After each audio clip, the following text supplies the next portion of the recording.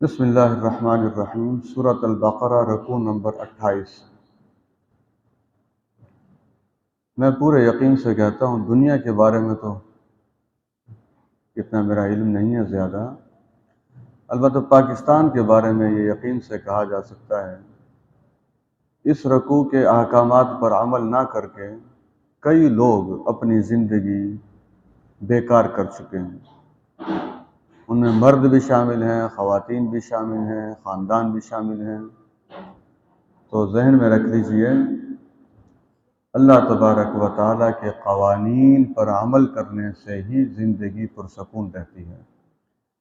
اس رکوع میں اللہ تبارک و تعالیٰ نے طلاق کے حوالے سے احکامات کا تذکرہ فرمایا ہے۔ سب سے پہلے فرمایا طلاق 2 مرتبہ ہے۔ تو آپ سب جانتے ہیں کہ طلاق کی کل تعداد تو 3 ہے۔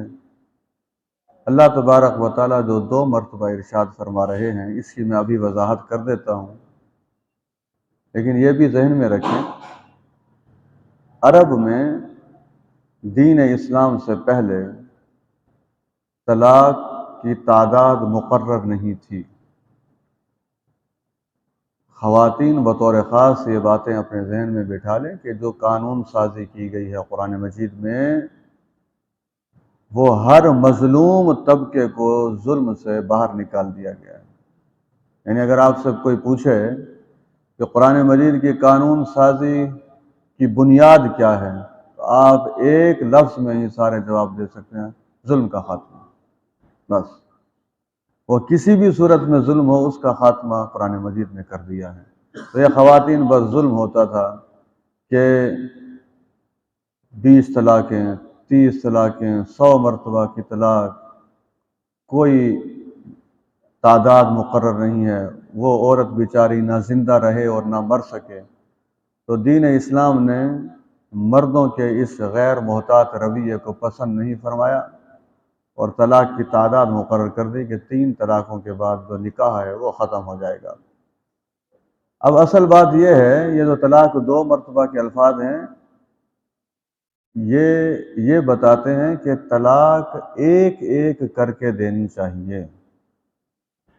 میں پھر اپنا وہ پہلا جملہ دہرا دوں، کئی لوگ تو میں جانتا ہوں جو قرآن مجید کے اس حکم پر عمل نہ کر کے اپنی زندگی کو ہمیشہ کے لیے تاریک کیے بیٹھے ہیں۔ ایک بات اور اس کا اس سے کچھ تعلق بنتا ہے، کل ہی شاہ رکن عالم کالونی کے ایک آدمی نے مجھ سے ایک بات پوچھی، ایک مسئلہ پوچھا۔ اب یہ ضروری نہیں ہوتا کہ ہر وقت ہر مسئلے کا حل ذہن میں موجود ہو، یہ دعویٰ کوئی نہیں کر سکتا اور نہ ہی کرنا چاہیے، لیکن بہرحال 2 مسئلہ اس نے پوچھا وہ میں اچھی طرح جانتا تھا۔ بڑی اہم بات ہے، سستی اور کاہلی کو دور کر کے سنیے گا۔ اس کا بھائی بیرون ملک رہتا ہے،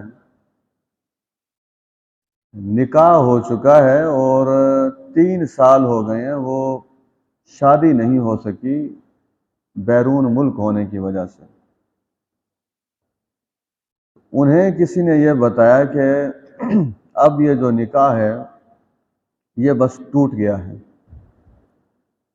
اور رخصتی اب ہوئی نہیں ہے، مدت زیادہ گزر گئی ہے، تو اس لیے جو نکاح ہے یہ ختم ہو گیا۔ اب مسئلہ سمجھ لیجئے، مسئلہ ہے کیا؟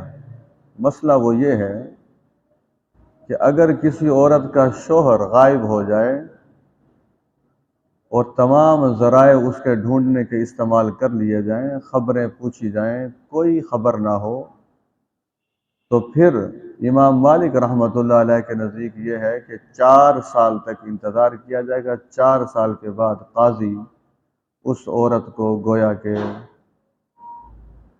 سابقہ شوہر سے آزاد کرنے کا فیصلہ جاری کر دے گا اور وہ نئی جگہ نکاح کر سکتی ہے۔ لیکن یہ اس عورت کے لیے ہے جس کے شوہر کی کوئی خبر نہیں ہے، 4 سال ہو چکے ہیں۔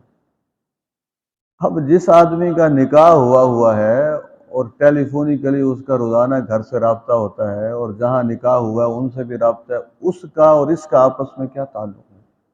تو یہ مسئلہ بیان کرنے کا مقصد یہ تھا کہ جب بھی کوئی بات پوچھیں تو کسی صحیح عالم سے پوچھیں، اور بات پھیلانے سے پہلے بھی 100 مرتبہ سوچ لیں کہ کہیں میرے ذریعے کوئی غلط خبر نہ پھیل جائے دنیا میں، اور اس کی گمراہی کا اور اس کے تمام برے نتائج کا پھر مجھے ہی سامنا نہ کرنا پڑ جائے۔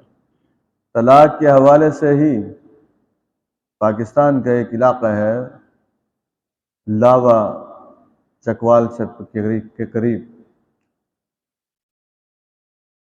بلکہ چکوال ہی کے کسی گاؤں کا واقعہ ہے کہ ایک شوہر بیوی سے جسمانی تعلقات کے دوران وہ کچھ ایسا معاملہ کر بیٹھا کہ اس نے پھر علماء سے پوچھا کہ جو بچے کی خوراک ہے وہ میرے حلق میں بھی چلی گئی، تو اس سے نکاح پر تو کوئی فرق نہیں پڑا۔ تو اس مسجد کے مولوی صاحب نے، دیہات کی جو مسجد تھی اس کے مولوی صاحب نے مسئلہ یہ بتایا کہ وہ آپ پر حرام ہو گئی ہے، طلاق ہو چکی ہے۔ دیہاتی لوگ نے فوراً عمل کیا کہ مزید گناہ سے بچا جائے، بچے بھی گئے، بیوی بھی گئی، شوہر بھی گیا۔ تو یہ پھر محنت مزدوری کرنے کے لیے راولپنڈی گیا، تو ایک دن راولپنڈی کی کسی بڑی مسجد کے عالم سے پوچھا تو اس نے کہا طلاق نہیں ہوئی، لیکن اس وقت تک یہ اپنی بیوی سے 1-2 سال ہو گئے تھے، جدا ہو چکا تھا اور اس کی آگے شادی ہو گئی۔ تو میں نے پہلے ہی ایک بات کہہ دی تھی درس کے شروع میں، ان چیزوں کو کوئی چھوٹا نہ سمجھا جائے، بڑی اہم چیزیں ہیں۔ 3 چیزیں ایسی ہیں جو مذاق میں بھی ہوں تو ہو جاتی ہیں: نکاح، طلاق اور غلام کو آزاد کرنا اور رجوع کرنا۔ ایک حدیث میں یہ 3 چیزیں ہیں، 2 احادیث ہیں، ایک میں ہے طلاق، نکاح اور رجوع کرنا، ایک میں ہے طلاق، نکاح اور آزاد کرنا۔ مجھے ایسے یاد پڑتا ہے پاکستان میں کوئی ایک ڈرامہ تھا، کافی سال پہلے کی بات ہے یہ، پھر میڈیا میں بھی یہ باتیں آئی تھیں۔ اس وقت تو اتنے چینل نہیں ہوتے تھے، اخبارات میں یہ بات آئی تھی، کوئی 2 حقیقی میاں بیوی تھے اور انہوں نے ڈرامے میں ایک دوسرے کو طلاق دے دی تھی، تو اس سے پھر طلاق واقع ہو گئی۔ تو یہ کوئی مذاق مسخری کا معاملہ نہیں ہے کہ کوئی آدمی اسے مذاق بنا لے، بڑا سنجیدہ معاملہ ہے، اس میں بڑی سوچ سمجھ کر الفاظ استعمال کرنا۔ اللہ تبارک و تعالیٰ یہ چاہتے ہیں کہ اگر کسی نے طلاق دینی ہے تو وہ پہلے ایک طلاق دے۔ اب آپ دیکھیے اس سے کیا فائدہ ہوگا، جب وہ ایک طلاق دے گا تو اس کے بعد 3 طہر، جو پاکیزگی کے 3 مہینے ہیں، وہ ہیں عدت کے۔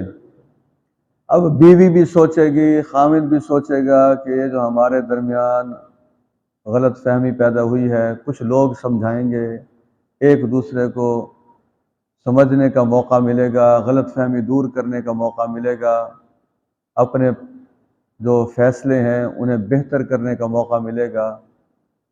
لیکن فرض کیجئے کہ وہ ایک طلاق دینے کی بجائے بیک وقت 3 طلاقیں دے دیتا ہے، اب کون کیا سمجھائے گا؟ مجھے بتائیے، کون جا کے کیا بات کرے گا؟ نبی اکرم صلی اللہ علیہ وسلم کے دور میں ایک آدمی نے 3 طلاقیں دی تھیں، نبی اکرم صلی اللہ علیہ وسلم غصے ہوئے اور آپ نے فرمایا اللہ کی کتاب کے ساتھ مذاق اڑایا جا رہا ہے۔ ایک صحابی کھڑے ہو گئے، انہوں نے کہا اللہ کے رسول صلی اللہ علیہ وسلم اگر آپ مجھے اجازت دیں تو میں جا کر اس شخص کے سر کو قلم کر دوں۔ تصور کیجیے، یہ وہ چھوٹی بات نہیں ہے۔ پاکستان میں بھی اب قانون، اسلامی نظریاتی کونسل نے اس پر بحث کر لی ہے کہ 3 مرتبہ جو اکٹھے 3 مرتبہ طلاق دے دے گا، طلاق تو خیر واقع ہو جائے گی، لیکن ایسے آدمی کو پھر 6 مہینے جیل میں گزارنے پڑیں گے۔ اور میں سمجھتا ہوں یہ قانون بالکل ٹھیک ہے، تاکہ لوگوں کو عقل آئے کہ دین کے معاملات کے ساتھ کیسے کھیلا جاتا ہے اور کیسے مذاق کیا جاتا ہے۔ تو اللہ تبارک و تعالیٰ فرماتے ہیں طلاق تو 2 مرتبہ ہے، یعنی 1 مرتبہ طلاق دیں اگر اس نے عدت کے دوران رجوع نہیں کیا، 3 پاکیزگی کے مہینے گزر گئے، اب بھی اس کے پاس موقع ہے، اب وہ رجوع تو نہیں کر سکتا، اب نکاح کر سکتا ہے۔ لیکن اگر اس نے دوسری طلاق دے دی تو اس دوسری طلاق کے بعد بھی پھر بھی اس کے پاس موقع ہے، پہلی طلاق کے بعد بھی موقع ہے، دوسری طلاق کے بعد بھی موقع ہے۔ اب رجوع نہیں ہوگا، اب نکاح ہوگا، لیکن اگر بیک وقت 3 طلاقیں دے دیں تو پھر ظاہر ہے اس عورت کا نکاح اس وقت تک نہیں ہو سکتا جب تک اس کا کسی اور مرد کے ساتھ غیر مشروط نکاح نہ ہو جائے۔ میں مدرسے کا نام نہیں بتانا چاہتا، ہمارے قرب جوار میں ہے، کسی بھی مسلک کے حوالے سے میں نام لینا پسند نہیں کرتا۔ میں نے ان کے عالم سے پوچھا تھا کہ آپ کے یہاں بڑی آسانی ہے تو یہ بتائیے روزانہ کتنے کیس آ جاتے ہیں اس معاملے میں؟ انہوں نے کہا جی روزانہ 20 کے قریب کیس آ جاتے ہیں۔ یہ آپ معصوم شاہ روڈ کی بات ہی کر رہا ہوں، آپ سمجھ گئے ہوں گے مدرسے کا نام بھی۔ آپ تصور کیجیے جس شہر میں ہم رہ رہے ہیں یہاں یہ صورتحال ہے۔ اللہ تبارک و تعالی بہرحال احتیاط عطا فرمائے، غصے سے پرہیز کرنا چاہیے۔ اب اللہ تبارک و تعالی کیا چاہتے ہیں؟ اللہ تبارک و تعالی یہ چاہتے ہیں کہ اگر 2 طلاقیں ہو چکی ہیں اور اس کے بعد پھر یا تو یہ کیا جائے کہ بیوی کو اچھے طریقے سے رکھا جائے یا پھر بیوی کو اچھے طریقے سے رخصت کر دیا جائے۔ آپ یقین جانیے جس وقت خدا نخواستہ طلاق ہو رہی ہوتی ہے کسی گھر میں، ایک فساد برپا ہوتا ہے اس وقت، دونوں خاندان، گالم گلوچ، جھوٹے مقدمے، یعنی وکلاء حضرات بھی پیچھے نہیں رہتے، وہ بھی اس وقت یہ مشورہ دیتے ہیں کہ اگر مقدمے کو مضبوط کرنا ہے تو جو آپ کی بہو گھر سے گئی ہے جسے طلاق ہوئی ہے اس کے نام لکھوا دیں کہ وہ اتنے تولے سونا جتنا اس گھر والوں نے ساری زندگی دیکھا نہیں ہوگا وہ لکھوا دیجیے۔ یعنی 40,000 روپے تنخواہ ہے اور وہ جو خاتون ہے وہ 10 تولے سونا اٹھا کے لے گئی ہے۔ شرم آنی چاہیے، لکھوانے والے کو بھی شرم آنی چاہیے، لکھنے والے کو بھی شرم آنی چاہیے، لکھنے کا مشورہ دینے والے کو بھی شرم آنی چاہیے۔ اور میں یہ عرض کر دوں، ٹھیک ہے نمازیں پڑھ لیجئے، روزے رکھ لیجئے، تراویح بھی پڑھ لیجئے، درس بھی سن لیجئے اور سنا لیجئے، جب تک اخلاقی طور پر ہم بہترین نہیں ہوں گے اس وقت تک معاشرہ ترقی نہیں کر سکتا۔ جب تک اخلاقی اقدار بہتر نہیں ہوں گی اس وقت تک کبھی بھی معاشرہ ترقی نہیں کرتا۔ جھوٹ، جب ایک خاتون کچھ بھی نہیں لے گئی وہ یہ جھوٹ بولتے ہیں اور ادھر سے پھر جھوٹ بولا جاتا ہے، مقدمے دائر کیے جاتے ہیں کہ ہم نے پورا پاکستان ہی جہیز میں دے دیا تھا، یہ ہمارا سامان کھا گئے ہیں سارے کا سارا۔ تو جس معاشرے کے اندر یہ معاملہ ہو وہ معاشرہ کیسے ترقی کر سکتا ہے؟ اللہ تبارک و تعالیٰ تو 2 چیزیں چاہتے ہیں۔ یہاں جتنے بطور شوہر کے بیٹھے ہیں سن لیجئے، شوہر کی رائے کی تو خیر بڑی اہمیت ہے۔ نبی اکرم صلی اللہ علیہ وسلم نے یہاں تک فرمایا ہے کہ جس بیوی کا شوہر اس سے خوش ہے اور وہ اس کے حق میں رائے دیتا ہے، اللہ تبارک و تعالیٰ شوہر کے رائے کی وجہ سے بیوی کے لیے جنت کا فیصلہ فرما دیتے ہیں۔ یہ بہت زبردست۔ میرے ایک دوست ہیں، اپنا پتہ نہیں شیخ عبدالفقار صاحب یہاں بیٹھے ہوئے ہیں، وہ جانتے ہیں، راجہ طارق صاحب میرے ایک دوست ہیں، ان کے جو بڑے بھائی ہیں ان کی عمر 60-62 سال کے قریب ہے تقریباً، بڑی بہترین زندگی گزاری ہے، پیسے ویسے کی کوئی کمی نہیں ہے، کئی مکانات ہیں، بچے ڈاکٹر ہیں، خوشحالی ہے بہرحال۔ پچھلے سال انہیں فالج ہو گیا تو میں وہاں نشتر میں بھی گیا ان کی عیادت کے لیے، اور اس کے بعد پھر ان کے گھر گیا، بڑی محبت کرتے ہیں وہ، تو مجھے کہنے لگے کہ حافظ صاحب میری بیوی نے جنت کما لی ہے۔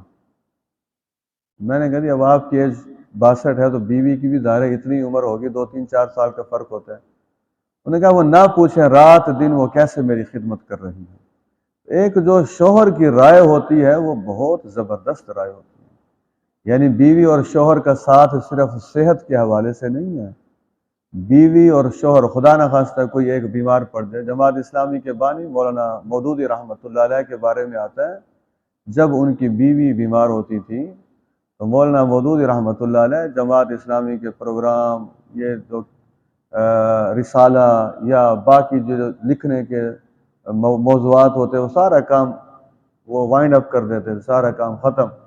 ان کی بیوی ان سے کہتی تھی آپ اتنے مصروف شخص ہیں، میری خاطر آپ یہ کیوں کر رہے ہیں؟ تو وہ فرماتے تھے نہیں، تم نے میری خاطر کیا کچھ کیا اور میں تمہیں بیماری کی حالت میں ایسے نہیں چھوڑ سکتا۔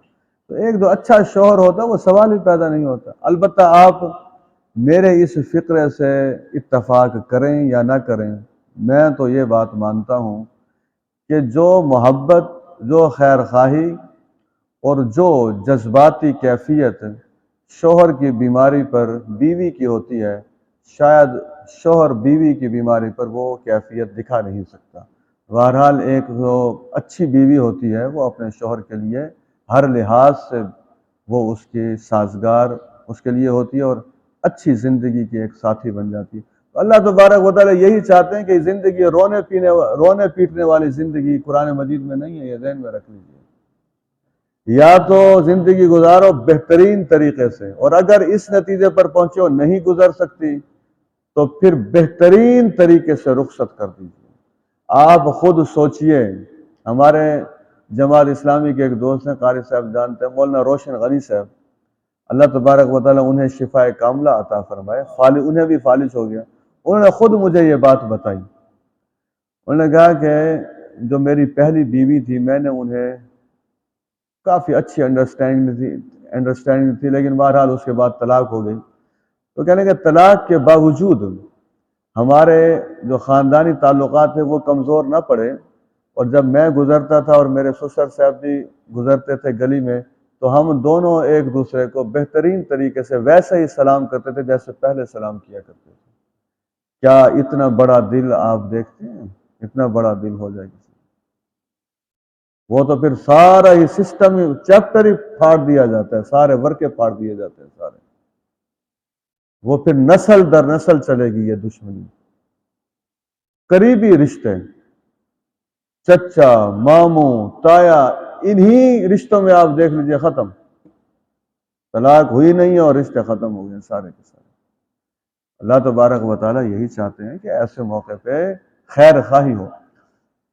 اس کے بعد فرمایا کہ اگر کوئی بیوی اور شوہر اس نتیجے پر پہنچے ہیں کہ وہ اللہ تبارک و تعالیٰ کے دین کے مطابق اب ایک دوسرے کے حقوق ادا نہیں کر سکیں گے تو پھر ٹھیک ہے، عورت خلا کے ذریعے اپنے شوہر سے علیحدگی حاصل کر سکتی ہے، خلا کی اجازت ہے۔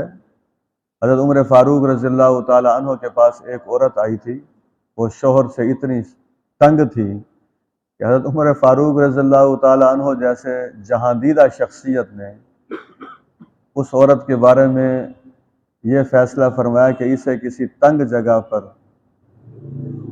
اور جو آرام کے قابل جگہ نہ ہو اسے ذرا رات ٹھہرایا جائے۔ قاضی کئی قسم کے طریقے اختیار کر سکتا ہے، تو صبح جب ہوئی تو اس عورت سے پوچھا گیا کہ اب تمہارا کیا خیال ہے، شوہر سے علیحدگی چاہتی ہو؟ اس نے کہا جی بالکل چاہتی ہوں۔ اور عمر فاروق رضی اللہ عنہ نے فرمایا اس کا مطلب یہ بڑی تنگ ہے اپنے شوہر سے۔ تو اسلام عورت کو مکمل اجازت دیتا ہے، البتہ شوہر سے خلا لینے کے حوالے سے بنیاد کوئی بہتر ہونی چاہیے۔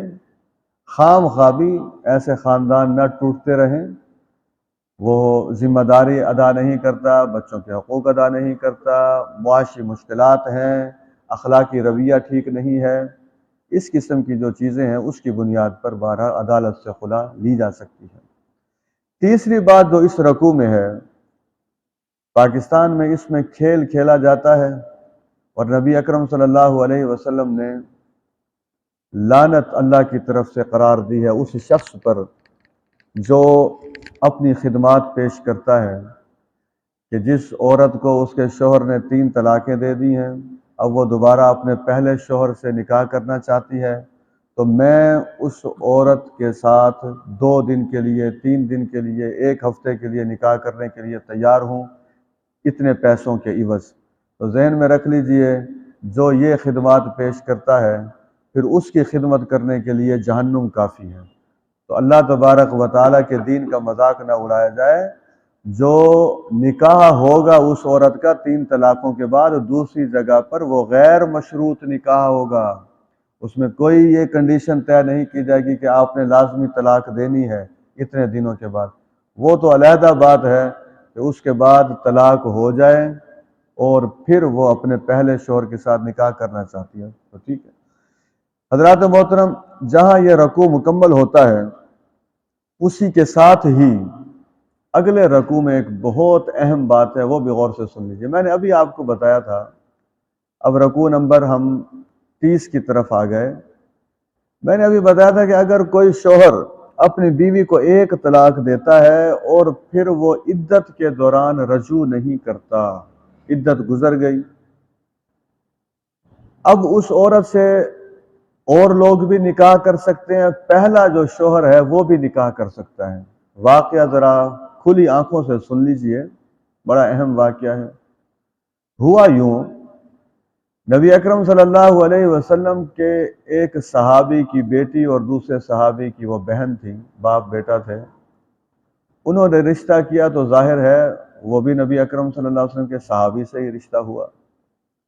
شوہر اور بیوی کی آپس میں نہ بنی، طلاق ہو گئی. لیکن میں پھر عرض کرتا ہوں، صحابہ کے درمیان یہ رواج نہیں تھا 3 طلاقوں والا، ایک طلاق انہوں نے دی.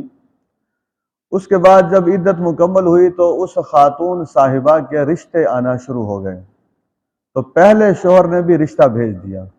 جب پہلے شوہر نے رشتہ بھیجا، ہو سکتا ہے اس نے کوئی پیغام بھیجا ہو، کسی خاتون کو بھیجا ہو، کوئی اپنی معذرت نامہ بھی بھیجا ہو، کئی طریقے ہیں پیغام رسانی کے.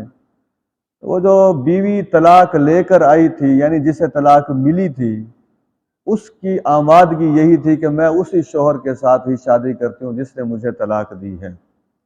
جب یہ بات باپ کے علم میں آئی وہ ذرا خاموش تھے، لیکن جب بھائی نے سنا تو اس نے کہا کہ میں یہ رشتہ نہیں ہونے دوں گا. اس لیے نہیں ہونے دوں گا، پہلے انہوں نے ہمارے ساتھ کیا کیا کہ اب میری بہن پھر اسی کے ساتھ شادی کرنا چاہتی ہے. دین 2 چیزوں کا نام ہے، اللہ کے حکم کو ماننا اور نمبر 2 اپنی رائے کو دبانا. سن لیجئے، اللہ کے حکم کو ماننا اور اپنی رائے کو کیا کرنا؟ دبا دینا. اگر اپنی رائے قرآن کے خلاف ہے تو پھر اپنی رائے کو دبا دینا. اب وہ یہ باتیں علل اعلان کہتے پھرتے تھے تو یہ آیات نازل ہوئی جن کا ہم مطالعہ کر رہے ہیں. اللہ تبارک و تعالی نے فرمایا ہے کہ جب عورتوں کو طلاق تم دے دو اور ان کی عدت مکمل ہو جائے، اگر وہ دوبارہ آپس میں رشتہ کرنا چاہتے ہیں تو پھر تم مت روکو. جیسے یہ آیات نازل ہوئی تو اس صحابی رسول نے اپنی بہن کے بارے میں کہا، جہاں میری بہن شادی کرنا چاہتی ہے اسی سے، تو میں اب اپنی بہن کی شادی اسی سے ہی کروں گا. یہ ہوتا ہے قرآن، اسے کہتے ہیں قرآن کے ساتھ تعلق. ہمارے زندگی کے کئی معاملات ہیں، قرآن کچھ کہتا ہے ہم کچھ کرتے ہیں. صرف ذاتی زندگی کے نہیں، پاکستان کے اندر دیکھ لیجئے، قرآن کو کون سی معیشت چاہیے ہم کون سی کر رہے ہیں. قرآن کو کون سی تجارت چاہیے ہم کون سی کر رہے ہیں. قرآن مجید کو کیسی عدالت چاہیے ہم کیسی عدالت لیے بیٹھے ہیں. قرآن مجید کو کیسا اخلاقی ماحول چاہیے ہم کیا دے رہے ہیں. قرآن مجید کو تعلیمی ماحول کیا چاہیے ہم کیا کر رہے ہیں. قرآن مجید شادی اور غمی میں کیا کیفیت دیکھنا چاہتا ہے گھر میں ہم کیا دکھاتے ہیں. تو آج کے درس میں یہ بڑی اہم بات ہے، اسے پلے باندھ لیجئے. ادھر قرآن مجید کا حکم سنائی دے، فوراً انسان اپنا فیصلہ سنا دے کہ جی بالکل ٹھیک ہے، جو قرآن کہہ رہا ہے میں اسی کے مطابق چلنے کے لیے تیار ہوں. یقیناً کچھ تھکاوٹ آپ کو ہوگی، لیکن میں اس رکوع کی بڑی اہم بات آپ کے سامنے رکھ رہا ہوں، غور سے سن لیجئے. نمبر 1، اگر شوہر اور بیوی کے درمیان طلاق ہو گئی ہے تو بچے متاثر نہیں ہونے چاہیے. آپ دیکھیں اللہ تبارک و تعالی بچوں کا کتنا خیر خواہ ہے. اپنے کلام میں چھوٹی چھوٹی چیزوں کو بیان کیا اللہ تبارک و تعالی. 2 مہینے کا بچہ ہے، 3 مہینے کا بچہ ہے، 4 مہینے کا بچہ ہے، یہ ہے اسلام. حدیث میں آتا ہے اللہ تبارک و تعالی کو وہ بندہ بہت پسند ہے جو اس کی مخلوق کے ساتھ اچھا سلوک کرتا ہے، کیونکہ جتنی مخلوق ہے یہ اللہ کا کنبہ ہے، ساری کی ساری مخلوق. اب ذرا نوٹ کرتے چلے جائیں، میں وضاحت زیادہ نہیں کرتا لیکن آپ نوٹ کرتے چلے جائیں. نمبر 1، اللہ تبارک و تعالی فرماتے ہیں عورتیں 2 سال مکمل اپنی اولاد کو دودھ پلائیں اگر کوئی اس مدت کو مکمل کرنا چاہتا ہے، اور اس دوران اس بچے کا جتنا خرچہ ہوگا دودھ پلانے کے حوالے سے، عورتوں کے کھانے پینے کے حوالے سے اور ان کے کپڑوں کے حوالے سے، وہ سارا شوہر کے ذمے ہوگا۔ یہاں کچھ وکلاء بیٹھے ہیں، میں جانتا ہوں، میں ہاتھ باندھ کر ایک بات کہہ رہا ہوں، معاملہ کسی ایک طبقے کا نہیں ہے کہ ہم وکلاء کی بات کریں، مجموعی طور پر ہمارا معاشرہ جھوٹ کے ساتھ بالکل لتھڑا ہوا ہے۔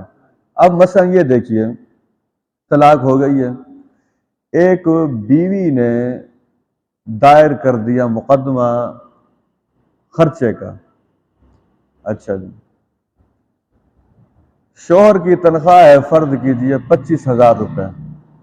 اب ذرا سنیے گا آپ، میں ساری باتیں پہلے مجھے پتہ ہے اس لیے میں کر رہا ہوں۔ اس کی تنخواہ ہے فرض کیجئے 25,000۔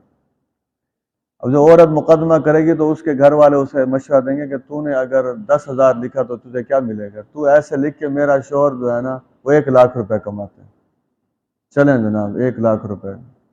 اب عدالت میں بحث شروع ہو جائے گی کہ اس کے دوسری طرف تصویر کا دوسرا رخ دیکھیے، ایک آدمی کسی کمپنی میں ملازمت کرتا ہے، 2,50,000 روپے تنخواہ لیتا ہے، طلاق ہو چکی ہے، بچوں کا خرچہ دینا ہے، اب بیوی نے مقدمہ دائر کر دیا، وہ کمپنی والوں کو کہے گا کہ مجھے اسٹیٹمنٹ بنا دیں جس میں شو کریں میری 75,000 روپے تنخواہ ہے۔ یہ مجھے بتائیں، ایسے لوگ بھی کبھی کوئی اچھا معاشرہ بنا سکیں گے؟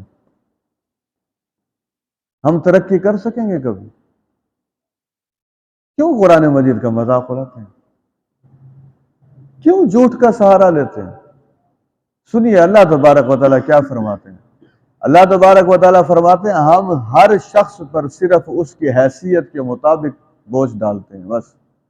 ایک آدمی ایک مہینے میں 10,000 دے سکتا ہے، وہ 10,000 ہی بوجھ ڈالا جائے۔ ایک 20,000 دے سکتا ہے، 20,000 کا بوجھ ڈالا جائے۔ ایک 50,000 دے سکتا ہے، 50,000۔ وہ جج کے سامنے جو کاغذات جائیں وہ سارے سچے تو ہونے چاہیے کم از کم، انہیں جھوٹ کی آمیزش تو نہ ہو کہ کل کو فیصلہ ہوتا رہے تو پھر فیصلے کے خلاف اپیلیں ہوتی چلی جائیں گی۔ اللہ تبارک و تعالیٰ فرماتے ہیں ایسا نہ کرو، نہ ماں کو نقصان پہنچاؤ اولاد کی وجہ سے، نہ باپ کو نقصان پہنچاؤ اولاد کی وجہ سے۔ کاش میں کہتا ہوں اس رکوع کو ہر خاندان اچھے طریقے سے پڑھے، ہر مرد اور عورت اچھے طریقے سے پڑھے۔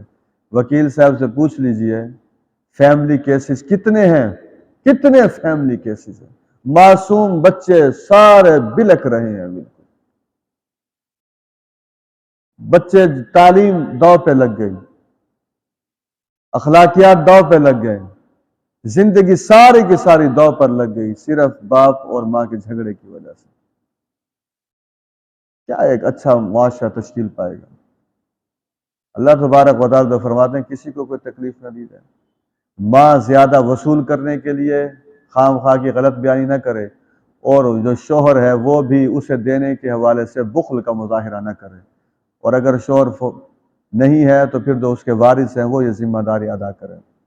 حضرات ذرا غور سے سنیے گا، اگر شوہر فوت ہو چکا ہے تو عدت ہے 4 مہینے 10 دن، یعنی وہ بیوہ 4 مہینے 10 دن گزارے گی۔ اس میں ایک مسئلہ بڑا گہرا ہے، غور طلب ہے، وہ بھی سن لیجئے۔ ملتان میں یہ واقعہ ہوا تھا، بستی خداداد میں ایک آدمی کا نکاح ہوا، فرض کیجئے 15 اگست کو نکاح ہوتا ہے، فرض کیجئے 16 اگست کو رخصتی ہے، 15 اگست کو مغرب کے وقت نکاح ہوا، 16 اگست کو رخصتی ہے، 15 اگست کو عشاء کے بعد فوت ہو گیا وہ۔ بستی خداداد میں یہ واقعہ، پھر وہیں سے دوست نے ٹیلی فون کر کے پوچھا تھا بتائیں اب کیا معاملہ ہے اس کا، یعنی رخصتی نہیں ہوئی، اور وہ جو منکوحہ تھی، جو نکاح میں لڑکی آئی تھی، وہ رخصتی سے پہلے ہی بیوہ ہو چکی ہے۔ تو یہ سن لیجئے، اگر رخصتی نہیں ہوئی وہ طلاق دے دے تو پھر تو کوئی عدت نہیں ہے، لیکن اگر رخصتی نہیں ہوئی اور شوہر فوت ہو گیا ہے تو پھر عدت وہی ہے 4 مہینے 10 دن۔ اب کوئی یہ کہے کہ اس میں تو امکان ہی نہیں ہے کہ کوئی بچہ اس کے ہاں کوئی حمل ٹھہر گیا ہوگا، جب جسمانی تعلق ہی قائم نہیں ہوا، تو سن لیجئے یہ 4 مہینے اور 10 دن اس چیز کے نہیں ہیں۔